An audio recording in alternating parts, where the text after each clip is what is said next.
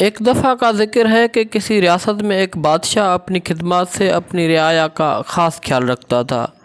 اس بادشاہ کے ساتھ ایک عجیب مسئلہ پیش آیا تھا۔ مسئلہ یہ تھا کہ جب بھی وہ رات کو سوتا تو وہ ایک عجیب و غریب خواب ضرور دیکھتا۔ اس نے اپنے خاص وزیر کو بات بتائی کہ اس طرح وہ کچھ راتوں سے اس قسم کا خواب دیکھ رہا ہے۔ وزیر بولا، بادشاہ سلامت، آپ فکر کیوں کرتے ہیں؟ میں ایک ایسے خوابوں کی تعمیر کرنے والے شخص کو جانتا ہوں جو منٹوں میں آپ کے خواب کی تعمیر آپ کو بتا دے گا۔ بادشاہ اس سے بولا کہ ٹھیک ہے، جلد ہی اسے بلاؤ۔ اگلے روز وزیر جب دربار آیا تو اس کے ساتھ ایک درمیانی عمر کا آدمی تھا۔ اس نے بادشاہ کے سامنے جھک کر بادشاہ کو سلام کیا اور پھر بادشاہ کے سامنے کھڑا رہا۔ بادشاہ بولا کہ وزیر کون ہے یہ؟ وزیر بولا، بادشاہ سلامت، یہ وہی تعبیر نگار ہیں جس کے بارے میں کل میں نے آپ کو بتایا تھا۔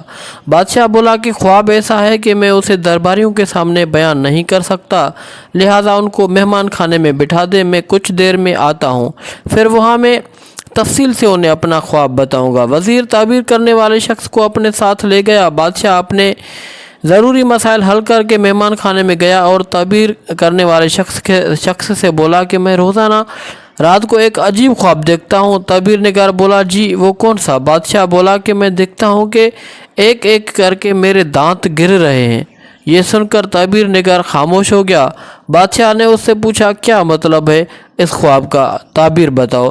تعبیر نگار جانتا تھا کہ اگر بادشاہ کو بتا دیا تو سخت سزا ہوگی، لہٰذا وہ ڈرتے ہوئے بولا کہ بادشاہ سلامت، اس خواب کی تعبیر یہ ہے کہ آپ کے سارے اہل و عیال آپ کے سامنے ایک ایک کر کے مر جائیں گے اور صرف آپ ہی باقی رہیں گے۔ یہ سننا تھا کہ بادشاہ طیش میں آ گیا اور اس تعبیر نگار سے بولا، تمہاری ایسی ہمت کہ ایک بادشاہ کے خاندان کے بارے میں ایسا کچھ سوچو۔ اس نے فوراً سے اپنے خادموں کو بلایا اور ان کو حکم دیا کہ اسے ابھی زندان میں قید کر دو۔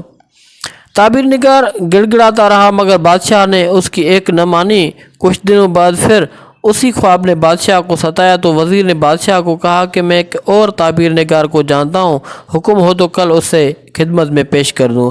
بادشاہ بولا، ٹھیک ہے۔ اب اگلے دن اڈھیر عمر تعبیر نگار آیا۔